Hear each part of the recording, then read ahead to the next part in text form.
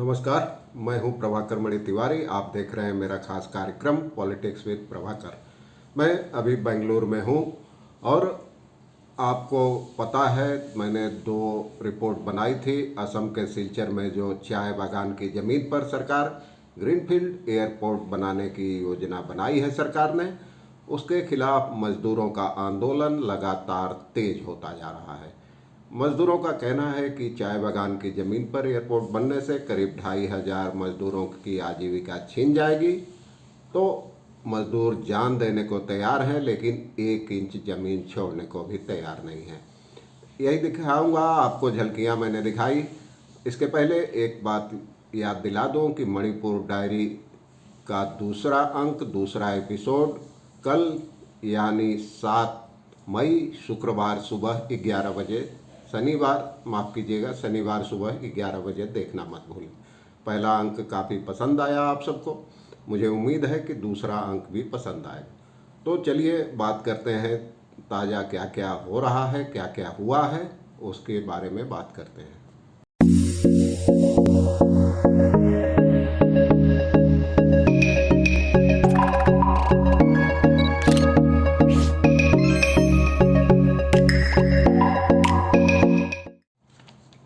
डोलू चाय बागान सिलचर के पास है। उसकी करीब 2,500 बीघा ज़मीन सरकार ले रही है एयरपोर्ट बनाने के लिए, लेकिन इसके खिलाफ मजदूर आंदोलन की राह पर हैं। हालांकि INTUC C2 और BMS यानी भारतीय मजदूर संघ ने मालिकों के साथ सरकार के साथ मिलकर समझौते पर हस्ताक्षर कर लिए हैं, लेकिन असम मजदूरी श्रमिक यूनियन के बैनर तले मजदूर एकजुट हो रहे हैं। डोलू चाय बागान के आसपास के मजदूरों का भी समर्थन उनको मिल रहा है। तो अभी दो बार मजदूरों के आंदोलन और आक्रामक मूड को देखते हुए 2 बार जन सुनवाई हो चुकी है, लेकिन नतीजा ढाक के 3 पात ही रहा है। 2300 से ज़्यादा मजदूरों के हस्ताक्षर वाला एक ज्ञापन भी जिला उपायुक्त को सौंपा गया। आइए देखते हैं क्या था मजदूरों का मूड। और आपको बता दूं, मजदूरों का रवैया पूरी तरह लोकतांत्रिक है, लेकिन बावजूद इसके अब ताज़ा मामले में बागान प्रबंधन ने कानून व्यवस्था का हवाला देते हुए बागान में तालाबंदी की धमकी दी है, चेतावनी।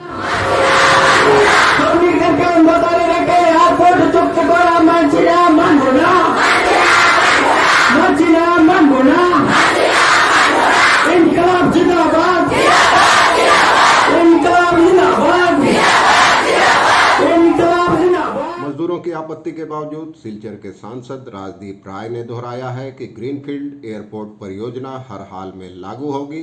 तो दूसरी ओर मजदूरों का कहना है कि जान दे देंगे, लेकिन 1 इंच जमीन भी नहीं छोड़ेंगे। बराक डेमोक्रेटिक युवा फ्रंट ने सांसद की टिप्पणी पर कड़ी प्रतिक्रिया जताई है।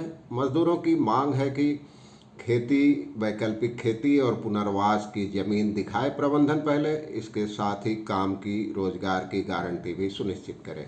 युवा फ्रंट का कहना है कि बुद्धिजीवियों का एक गुट भी परियोजना के समर्थन में है। इस बीच असम मजदूरी श्रमिक यूनियन के बैनर तले तमाम मजदूर लोकतांत्रिक आंदोलन लगातार तेज कर रहे हैं। 2300 से ज़्यादा मजदूरों के हस्ताक्षर वाला एक ज्ञापन उपायुक्त को सौंपा गया है। उसमें कहा गया है कि हम शांतिपूर्ण आंदोलन कर रहे हैं, समझौते का लोकतांत्रिक तरीके से विरोध कर रहे हैं, लेकिन बागान प्रबंधन इसे हथियार बनाकर अवैध रूप से बागान में तालाबंदी का प्रयास कर रहा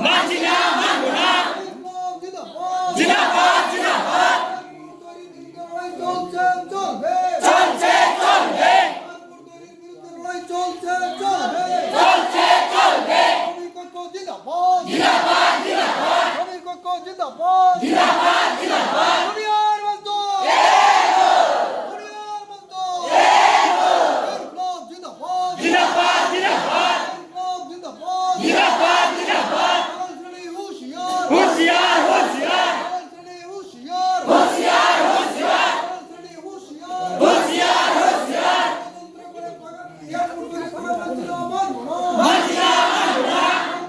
এয়ারপোর্ট করে ভাঙা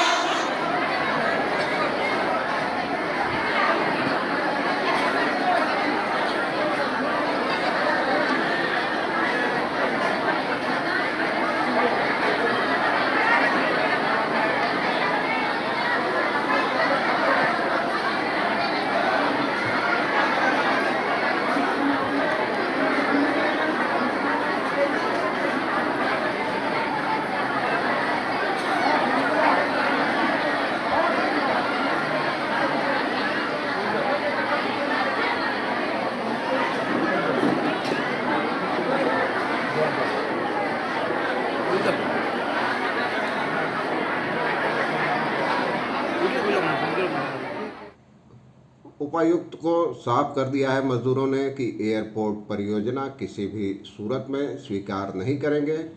दो बार जन सुनवाई हो चुकी है इस मुद्दे पर, लेकिन गतिरोध लगातार बढ़ता जा रहा है।